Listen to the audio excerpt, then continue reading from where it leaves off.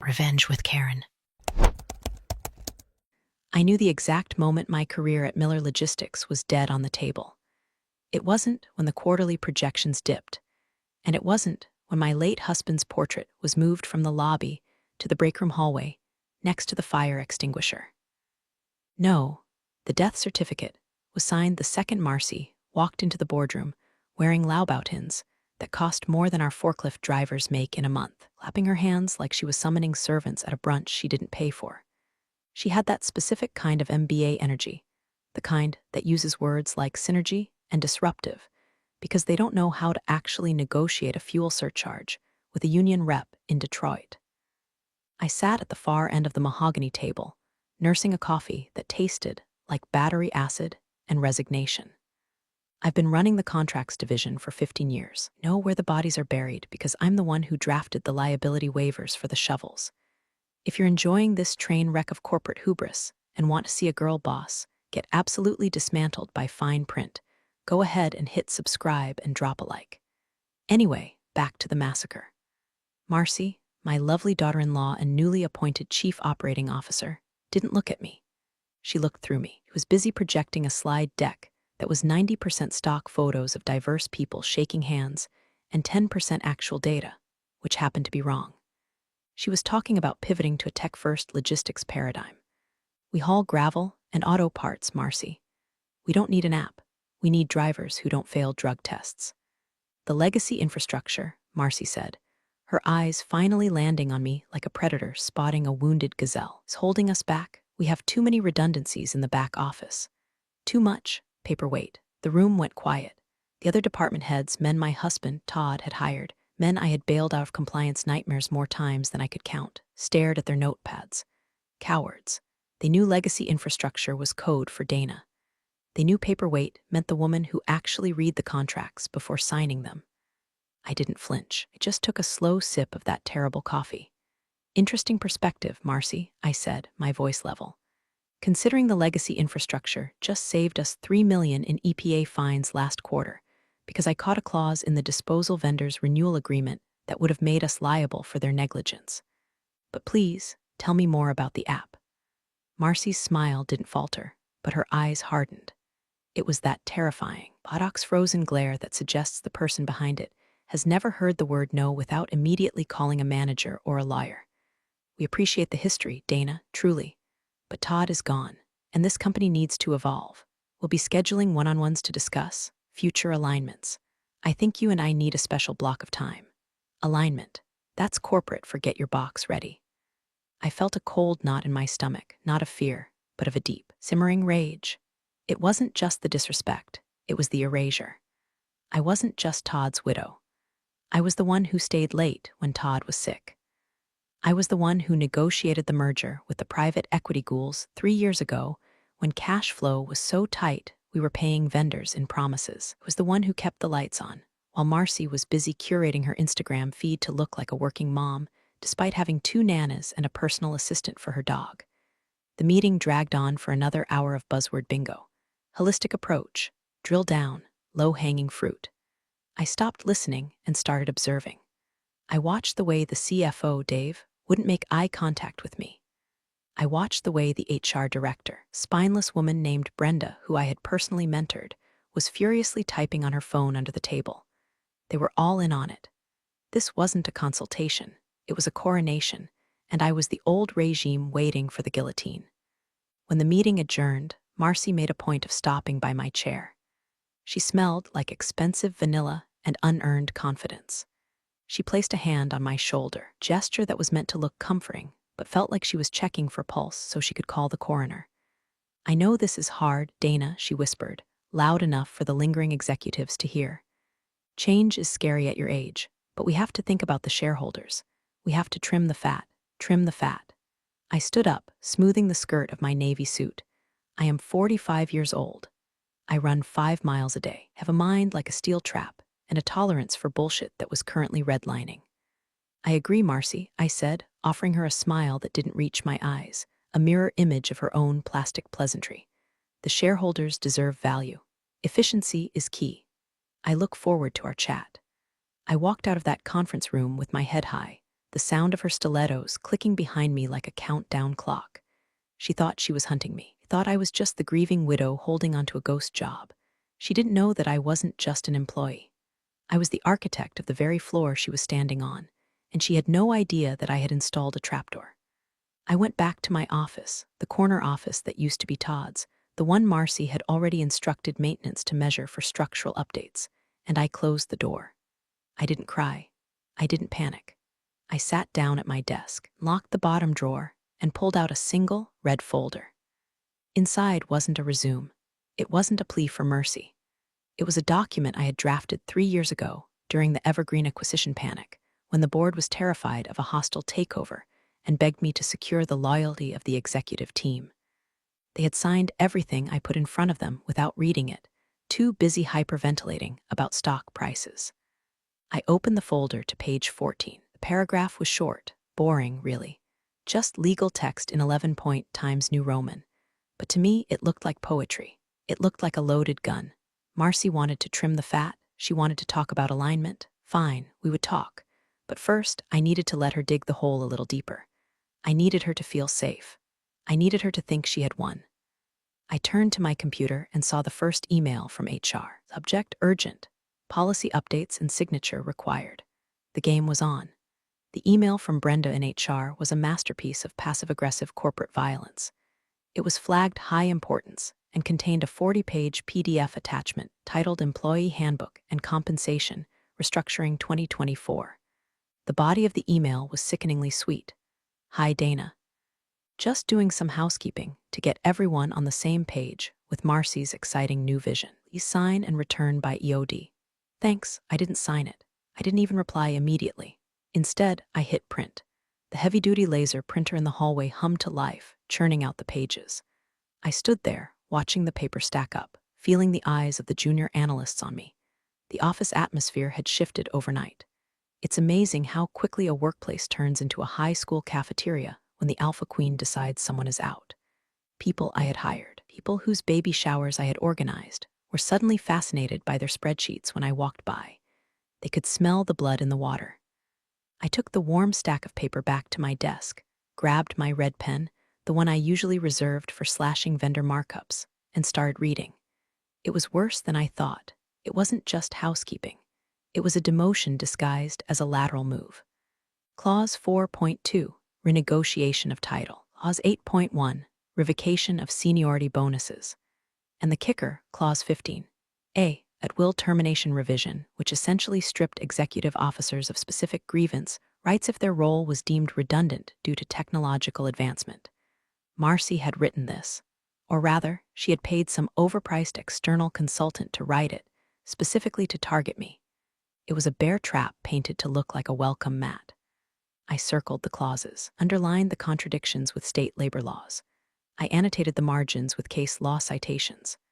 I spent 3 hours dissecting her vision until the document looked like it had been bleeding. Then I scanned it, saved it to my personal encrypted drive, and shredded the physical copy. I wasn't going to give them the satisfaction of a marked-up draft. I was going to give them silence. At 2:00 p.m., the intercom buzzed. All hands meeting in the warehouse. Attendance mandatory.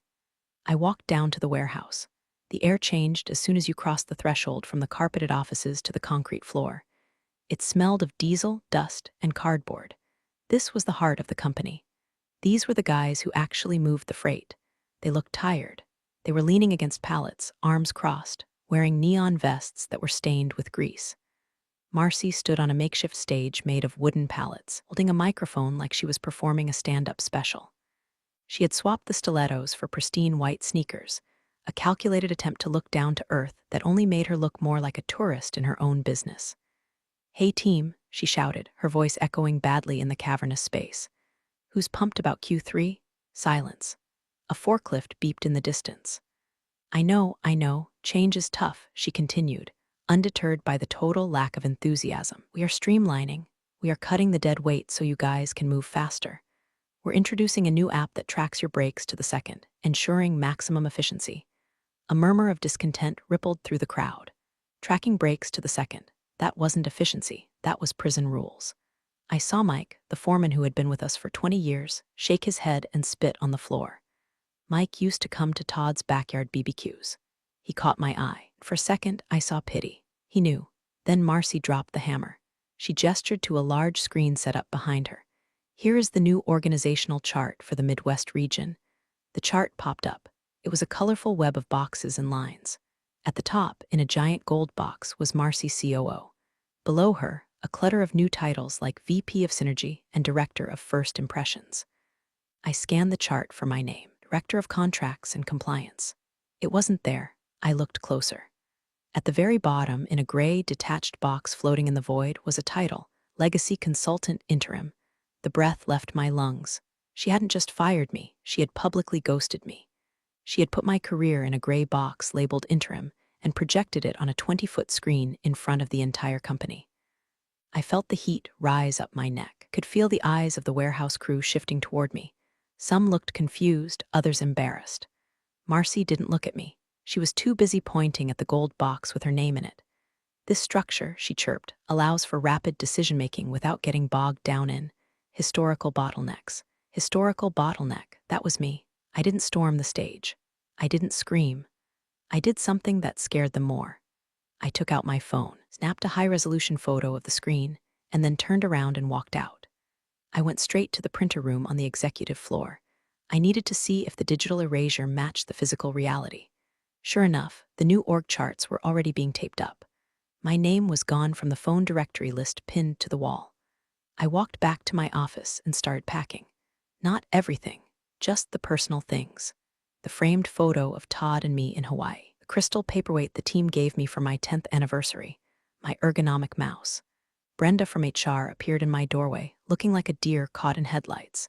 She held a clipboard against her chest like a shield. "Dana," she squeaked, Did you get my email? I didn't look up from the box I was filling." "I did, Brenda. We really need that signed today. Marcy wants to finalize the payroll transition." Placed a ceramic mug into the box with deliberate care. "I'm sure she does. But I have some concerns about the legality of Clause 15. I'll need my lawyer to review it before I sign anything." Brenda paled. "Lawyer? Dana, we're family. We don't need lawyers." I finally looked at her. "Marcy just put me in a gray box titled Interim in front of 200 people, Brenda. The family reunion is over. It's just a restructuring," she stammered. "If you don't sign, Marcy might have to take other steps." "Let her," I said, my voice ice cold. "Tell Marcy to take all the steps she wants." Brenda fled. I watched her go, a frantic little messenger running back to the Queen. They thought I was packing to leave. They thought I was conceding defeat, but I was just clearing the decks for action. I wasn't moving out. I was digging in. I sat down at my computer. It was time to retrieve the weapon. The next morning, silence was deafening. My Outlook calendar, usually a colorful Tetris block of vendor negotiations and compliance reviews, was completely blank. No meetings, no reminders, just white space. I tried to log into the logistics dashboard, the system I used to track global freight movements and spot contractual liabilities. The screen blinked. Error 403, access denied. Contact administrator. They were scrubbing me. It was the digital equivalent of changing the locks while you're still in the house. It was petty, it was amateurish, and it was exactly what I expected from Marcy. She thought that by cutting off my access to the daily operations, she would render me powerless. She thought my power came from my ability to see where the trucks were. She was wrong. My power didn't come from the live feed. It came from the foundation. I opened the folder on my local drive labeled Personal. It hadn't locked me out of my own workstation yet, probably because IT was too busy figuring out how to install Marcy's new productivity monitoring software. I navigated through a series of nested folders. Archive Legal 2021 Evergreen Defense. 3 years ago, a predatory equity firm tried to gut us. They wanted to strip the assets, sell the fleet, and lease back the warehouses. Todd was already sick then, too weak to fight. Board was in a panic, ready to sell us out for pennies just to save their own golden parachutes. I stepped in. I drafted the poison pill defense. I structured the executive contracts to make firing us so expensive that the acquisition would lose its ROI.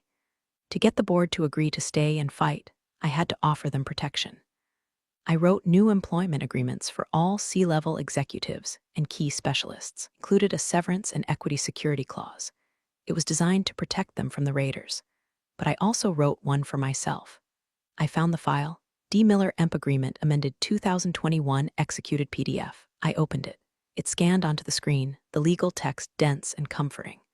I scrolled to Section 12C, Involuntary Termination and Change of Control. The language was precise. I remembered typing it at 3:00 a.m., fueled by adrenaline and fear for my husband's legacy. In the event of involuntary termination without documented cause, as defined in Section 9, following a significant restructuring or change in executive leadership, the employee shall be entitled to an immediate transfer of equity equivalent to 10% of the company's total valuation at the time of termination, to be vested immediately. Furthermore, said employee shall retain voting rights on the board of directors for a period of no less than 24 months. At the time, the board signed it because they were terrified of being fired by the raiders. They viewed me as a fixture, as permanent as the building itself. They never imagined a world where they would be the ones firing me. Marcy certainly didn't know it existed. Was too busy picking out curtains for her new office to read the dusty contracts in the legal vault. I checked the digital signature metadata. Valid, time-stamped. Notarized by the corporate counsel, who was currently playing golf in Florida and ignoring Marcy's emails. I saved a copy to my phone. I saved another copy to a USB drive attached to my keychain. I emailed a copy to my personal Gmail account. Then, I did something subtle. I went to the company's internal investor portal, which, miraculously, I still had access to because it was on a separate server from the operations dashboard. I updated my profile. I didn't change any data.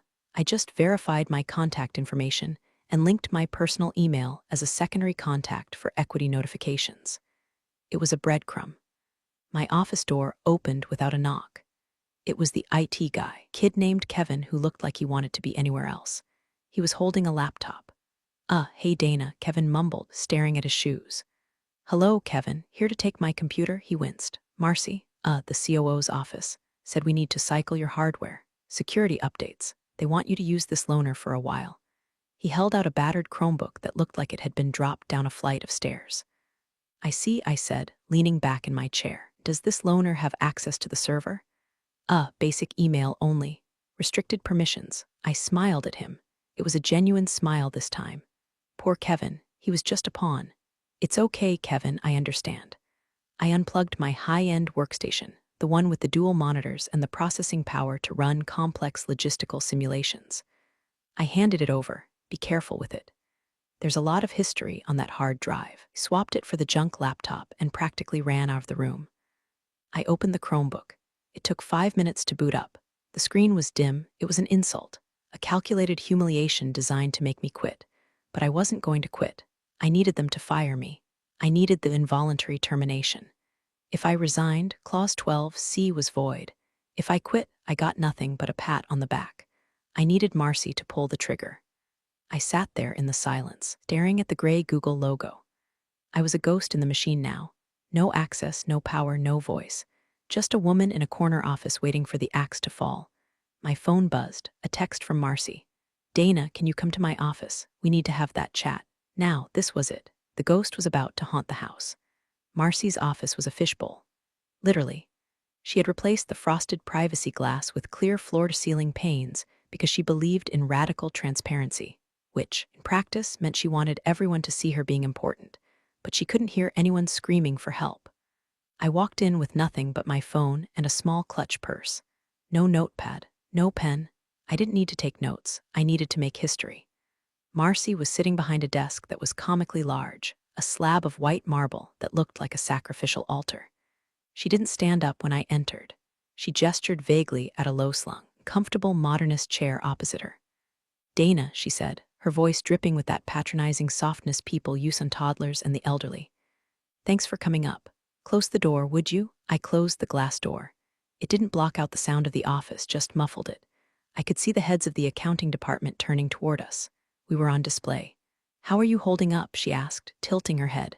I know the org chart changes were abrupt. I'm fine, Marcy, I said, sitting down and crossing my legs.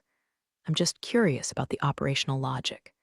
Removing the contracts director in the middle of a vendor renegotiation cycle seems risky. She sighed, a long, theatrical exhalation. See, that's just it. You're thinking about the weeds. I'm thinking about the ecosystem. We're moving to an automated contract management SaaS, AI-driven compliance. We just don't need the manual oversight anymore. AI-driven compliance, I repeated. So, a chatbot is going to negotiate liability caps with the Teamsters. Marcy's smile tightened. We're restructuring, Dana. The board supports this. We need to be leaner, and frankly, she leaned forward, lowering her voice to a conspiratorial whisper. I think you're burned out. I think you've been carrying Todd's ghost for too long. It's time for you to go rest. Enjoy the life insurance. Go to Tuscany. Condescension was so thick I could taste it. She was firing me and trying to frame it as a spiritual retreat. So this is a termination, I stated flatly. We prefer transition, she corrected. But my employment is ending, involuntarily. Well, yes, but we've prepared a generous severance package. 2 weeks of pay for every year of service. It's very standard. I kept my face completely neutral. Inside, my heart was hammering against my ribs, not from fear, from the adrenaline of the trap snapping shut. I needed her to say the words. Marcy, I said softly, forcing a look of vulnerability. I just need to know one thing. Is this because of performance? Did I do something wrong? Is there cause for this? Marcy laughed. It was a light, dismissive sound. Oh, God, no, Dana, you're a workhorse. Everyone knows that. This isn't about cause. It's purely structural. We just want to go in a different direction. Want to keep it classy. No black marks on your record. Just a clean break. So the official documentation will state termination without cause, I pressed. Absolutely, she said, nodding vigorously. I've already instructed HR restructuring due to redundancy. No cause cited. You can collect unemployment, keep your dignity, the whole 9 yards. I appreciate that, I said. Could you put that in the separation letter? Just so I have peace of mind. It's already in there, she said, sliding a folder across the marble slab. I have it right here. Just sign the acknowledgement and we can process your check today. I opened the folder. There it was, notice of separation. Paragraph 1, employment is terminated effective immediately due to corporate restructuring. Paragraph 2, this termination is not for cause. I looked at the paper. It was the key to the kingdom. I won't sign the waiver of claims just yet, I said. Looking up, I need to take this home and review it, but I acknowledge receipt of the notice. Marcy rolled her eyes just a fraction. Dana, it's standard boilerplate. If you don't sign the waiver, we can't release the severance check. I understand, I said, but I acknowledge that I have been terminated. That's effective now, correct? Yes, effective immediately. You can hand over your badge to security on the way out. I stood up. I didn't take the pen. I took the folder. Thank you, RC, I said. You've been very clear. It's for the best, Dana, she called after me as I reached for the door handle. You'll see, you're going to be so much happier not worrying about this place. I looked back at her one last time. She was already checking her phone, dismissing me as a problem solved. She looked like a queen on a throne, unaware that the floor beneath her had just dissolved. I think you're right, I said. I think things are going to be very different now. Walked out of the glass box. The entire office was watching. I didn't look down. I walked straight to the elevator, pressed the button, and descended to the lobby. I handed my badge to the security guard, old Mr. Henderson. He looked sad. I'm sorry, Mrs. Miller, he said. It ain't right. Don't worry, Mr. Henderson, I said, patting his hand. Keep watching the news. It's about to get interesting. I walked out into the parking lot, sat in my car, and pulled out my phone. I didn't cry. I didn't scream. I opened my email app. It was time to drop the bomb. I sat in my Volvo in the far corner of the parking lot. The engine was off. The silence was absolute, a stark contrast to the noise in my head. I placed the notice of separation on the passenger seat next to my purse. I took a picture of the document, specifically the paragraph stating termination not for cause and Marcy's sprawling, arrogant signature at the bottom. Then opened my email client. I had already drafted the message 3 days ago. It was sitting in my drafts folder, waiting for this specific moment. To Corporate Secretary, Board of Directors all, General Counsel, CC, Marcy Miller, COO, Subject. Notice of Severance Clause Activation Equity Terms Section 12, C. Dana Miller. I attached the PDF of my 2021 employment agreement. I attached the photo of today's separation notice. I typed the final body of the email. Dear Board members and Council, as of 2:30 p.m. today, I have been involuntarily terminated from my position as Director of Contracts and Compliance without cause, as documented in the attached notice of separation, signed by COO Marcy Miller. Pursuant to Section 12, C of my employment agreement. Attached. Executed August 14, 2021. This termination immediately triggers the vesting and equity transfer clause. Please consider this formal notice that I am exercising my right to the immediate transfer of a 10% equity stake in Miller Logistics, based on the most recent valuation. Furthermore, per the agreement, I am immediately assuming my position as a voting shareholder on the board of directors. Please have the updated capitalization table and share certificates prepared within 48 hours as stipulated by the contract. Regards, Dana Miller shareholder. My thumb hovered over the send button. For a second, I thought about Todd. I thought about how much he loved this company. He built it with sweat and handshakes. He would have hated seeing his family fight like this, but he also hated incompetence. He hated arrogance. He would have hated seeing his wife treated like trash by a woman who treated his legacy like a piggy bank. Sorry, Todd, I whispered. But she started it. I pressed send. The little whoosh sound of the email departing was the most satisfying sound I had ever heard. I started the car. I didn't look back at the gray concrete building. I didn't look up to the third floor where Marcy was undoubtedly popping a bottle of champagne or ordering new furniture. Drove to a small bakery about 5 miles away, a place I used to go when the stress of the job got too high. I ordered a chai latte and a lemon tart. I sat by the window and waited. It took exactly 14 minutes. My phone rang. It wasn't Marcy. It was George, the chairman of the board. George was 70 years old, a man who feared lawsuits more than death. Dana, his voice was shaky. Is this real? Hello, George, I said, taking a bite of my tart. It was delicious. Is what real? The email, the contract? We just got it. The lawyers are looking at it now. It's very real, George. You signed it yourself. Remember the Evergreen acquisition? We needed to secure the leadership team. You were very adamant that everyone be protected. I remember protecting the C-suite. I didn't realize.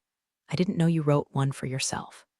I was the interim strategy lead at the time, George. It was C-suite, and I wrote the contracts. I wasn't going to leave myself out in the cold. I could hear papers shuffling on his end. I could hear shouting in the background. Does Marcy know? He whispered. She was CC'd. But knowing Marcy, she probably hasn't checked her email since she fired me. She's likely celebrating trimming the fat. Dana, 10%, that's a controlling block when combined with the family trust. That gives you significant leverage. Gives me a seat at the table, George. A permanent one. What do you want? He asked. Do you want a settlement? We can discuss a cash buyout. I don't want cash, George. I want to fix the company. Marcy is driving it off a cliff, and now, as a major shareholder, I have a fiduciary duty to stop her. There was a long silence. Marcy isn't going to like this. No, I said, sipping my chai. She isn't. But she should have read the paperwork. I hung up. I checked my email again. A notification from LinkedIn popped up. Marcy had posted an update. Excited to announce a bold new restructuring at Miller Logistics. Sometimes you have to say goodbye to the past to embrace the future. #leadership, #growth, #girl boss. I almost laughed. It was too perfect. I opened my own profile. I didn't post a status. I just updated my headline. From Director of Contracts and Compliance at Miller Logistics to voting shareholder and board member at Miller Logistics, I put the phone down. The sugar from the lemon tart was kicking in. I felt awake. I felt alive. I felt dangerous. The war was over. The occupation had begun. I didn't go home immediately. I went to the dry cleaners. I picked up my good navy suit, the one I wore to closings, one that made me look like a jagged rock in a stream of soft water. I was going to need it tomorrow. By the time I got home, my phone was melting down. 17 missed calls, 3 from Brenda in HR panic, 5 from George bargaining, and 9 from Marcy. I didn't answer Marcy.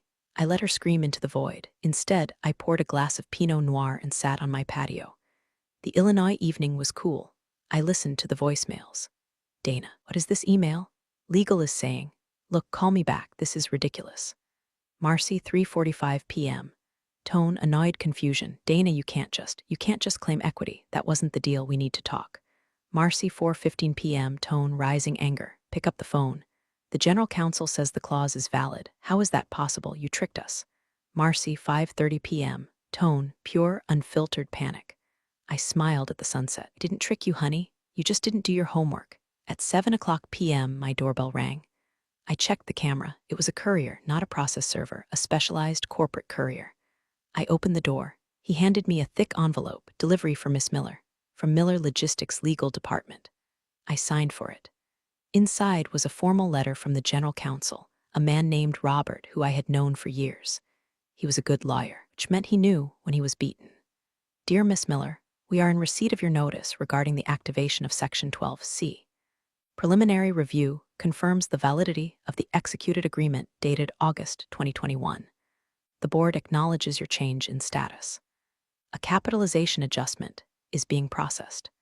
An emergency board meeting has been scheduled for 9 a.m. tomorrow via Zoom to discuss the implications of this transfer. Please find attached the dial-in credentials.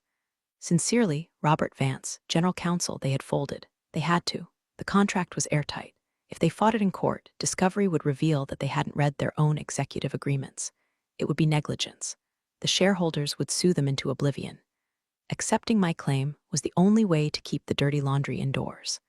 I finished my wine. I had gone from terminated employee to major owner in less than 6 hours. Opened my laptop to check the company news. The grapevine moves faster than fiber optics.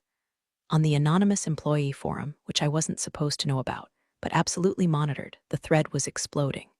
User Warehouse Guy 88, did anyone see Dana leave? Security says she was smiling. User Actant Prob, something is going down. Marcy has been screaming at legal for 2 hours. I heard glass break in her office. User Logie Bear, my boss just told me to freeze all org chart updates. Said the restructuring is on hold.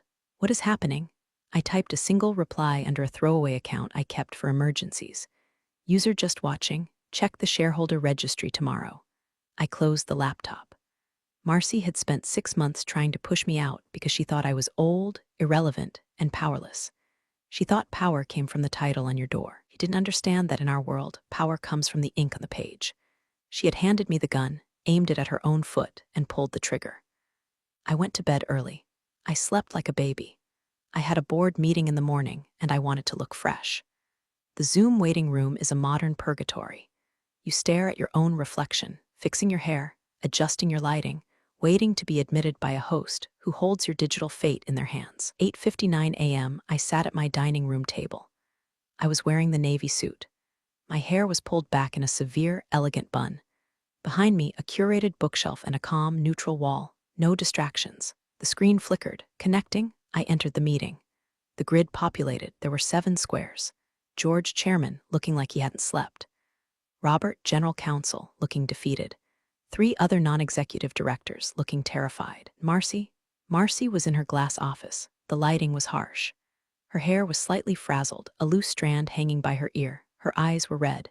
She looked like someone who had been up all night trying to find a loophole that didn't exist. Good morning, I said. My voice was clear, crisp, and devoid of any emotion. This is blackmail, Marcy spat out immediately. George, tell her. This is fraudulent inducement. She hid that clause.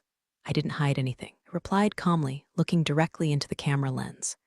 It was in the standard executive protection package approved by the compensation committee. You were on that committee, George. You voted for it.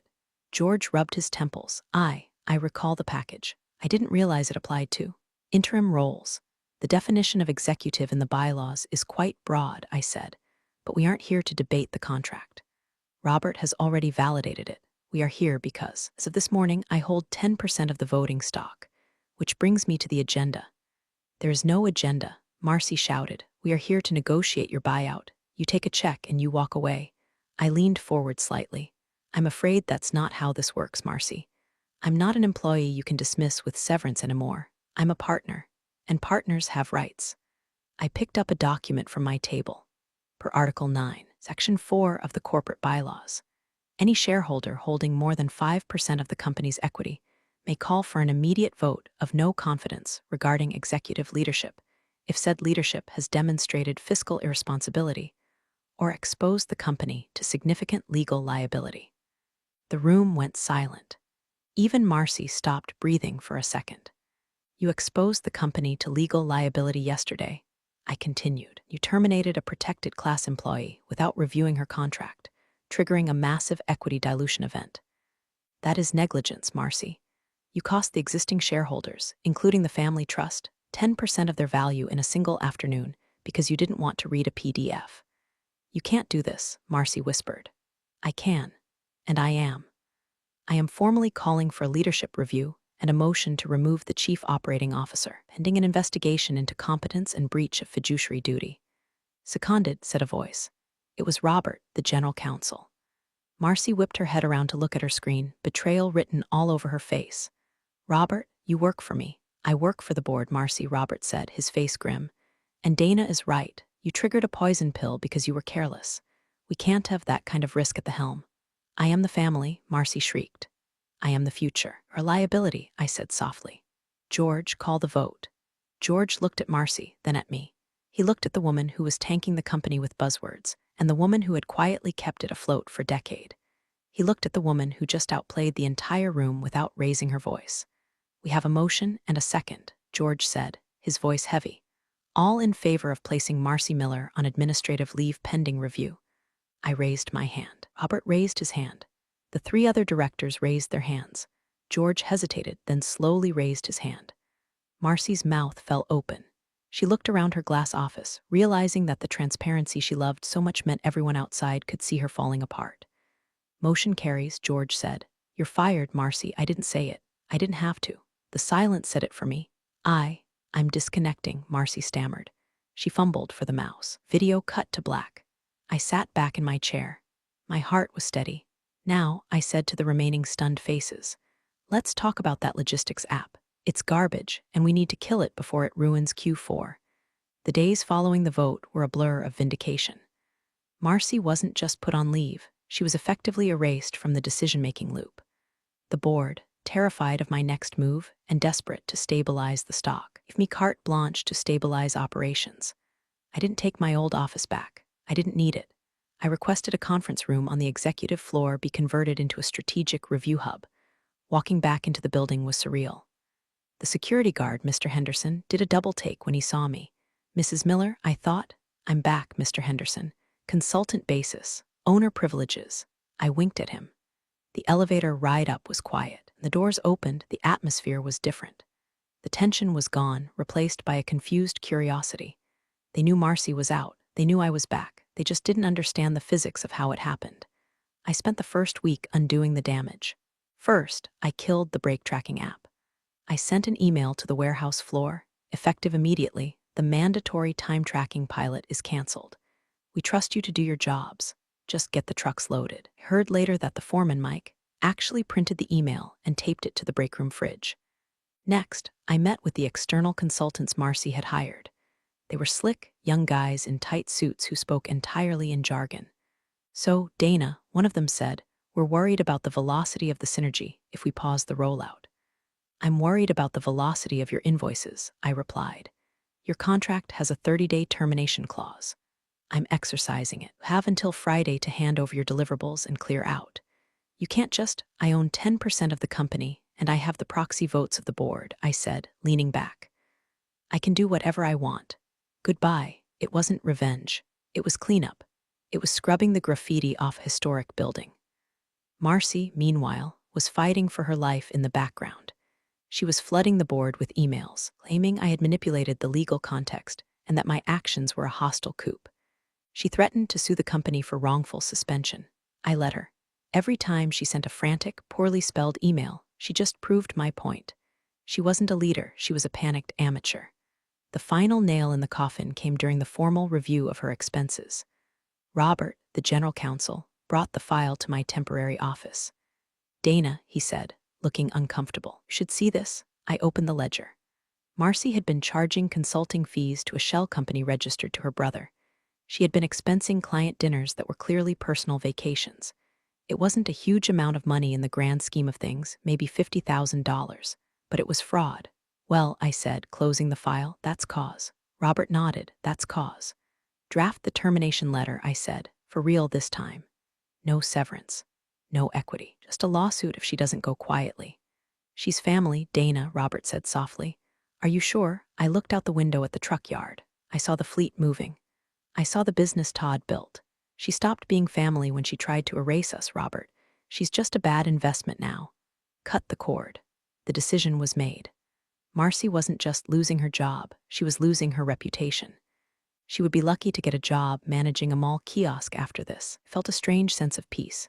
I hadn't destroyed her. I had just turned the lights on. She destroyed herself.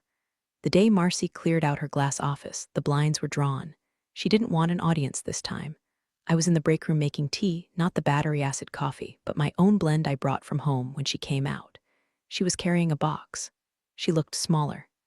The stilettos were gone, replaced by sensible flats. The arrogance had been sandblasted off, leaving something brittle and sharp beneath. She saw me. She stopped. For a moment, I thought she was going to scream. I thought she was going to throw the box at me. But she didn't. She just stared, her eyes full of hate and confusion. "You planned this," she hissed. "You had that contract ready for years. You were just waiting for me to slip up." I took a sip of my tea. It was warm, soothing. "I didn't plan for you, Marcy," I said gently. "I planned for anyone who tried to hurt this company. You just happened to be the one who walked into the trap. You stole my company. It was never your company," I corrected her. "You were just borrowing the keys, and you drove it like a stolen car. Todd would be ashamed of you," she said, her voice shaking. "Doing this to family." That was the one thing she shouldn't have said. I set my mug down. I walked over to her until I was standing right in her personal space. I smelled the fear on her. "Todd," I said, my voice low and dangerous, "would have fired you 6 months ago for the way you talked to the drivers. Todd respected the work. You respected the title. Don't you ever speak for him again." She flinched. She clutched her box tighter. "Good luck, Marcy," I said, stepping back. "I hear there's an opening for a receptionist at the gym. Might be a better fit." She turned and walked away, her flats making no sound on the carpet. She took the elevator down and she was gone. The office felt lighter. The air felt cleaner. George found me later that afternoon, so he said, leaning against my doorframe. "Marcy is gone. We need a new COO, the board." "Well, we were wondering." "No," I said, smiling. "I don't want the job, George. I don't want to run the day-to-day. I've done my time in the trenches." "Then what do you want?" "I want to stay on the board," I said. "I want to chair the ethics committee. I want to approve the next COO. Someone who knows the difference between a pallet and a skid." "Done," George said. "You kept your equity? Every share? Good. We need you, Dana." "I know," I said. That evening, I went to the cemetery. I sat by Todd's grave. It was a beautiful evening, the sky turning purple and gold. "Well," I said to the stone, "I fixed it. The app is gone. The drivers are happy. And I own 10% of the whole damn thing." I poured a little bit of the Pinot Noir onto the grass. "You were right," I whispered. "Always read the fine print." I drove home with the windows down. I wasn't the grieving widow anymore. I wasn't the interim contracts lady. I was Dana Miller, shareholder, and nobody was ever going to put me in a gray box again.